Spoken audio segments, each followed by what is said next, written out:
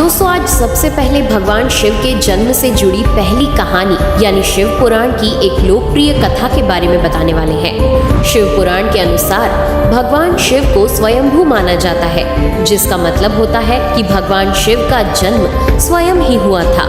यानी कि इससे एक बात तो साफ हो जाती है कि ना ही भगवान शिव की कोई माता है और ना ही उनके कोई पिता है।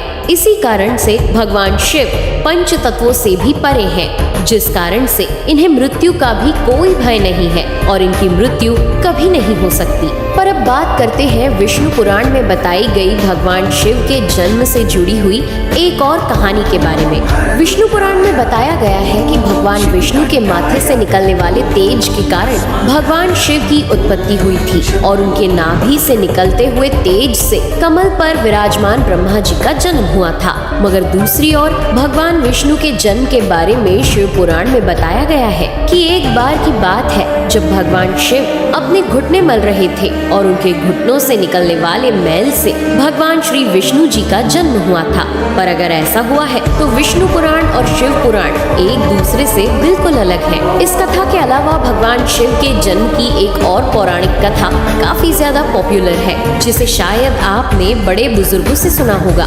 पर अगर नहीं सुना तो आपकी जानकारी के लिए बता दें कि एक बार की बात है जब भगवान विष्णु और परम ब्रह्मा जी के बीच इस बात पर बहस छिड़ गई थी कि आखिर इस संसार में सबसे महान कौन है। और जब भगवान विष्णु और भगवान ब्रह्मा इस बात को लेकर बहस कर रहे थे तो एक जलते हुए खंबे के रूप में महादेव उनके बीच आए थे। दोस्तों वो दोनों इस रहस्य को नहीं समझ पाए और तभी अचानक से एक आवाज आई जिसने कहा कि जो भी इस खंबे का छोर ढूंढ लेगा वही सबसे महान कहलाएगा।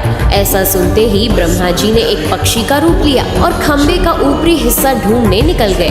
वहीं विष्णु जी ने वराह का रूप धारण किया और खंबे का अंत ढूंढने निकल गए। बहुत देर तक खोजने के बाद भी दोनों में से किसी को भी खंबे का छोर नहीं मिला और दोनों हार मानकर वापस आ गए। जिसके बाद भगवान शिव अपने असली रूप में आए और फिर भगवान विष्णु और ब्रह्मा जी ने ये मान लिया कि महादेव ही सबसे महान और शक्तिशाली है। इनसे बड़ी शक्ति इस दुनिया में कोई नहीं है।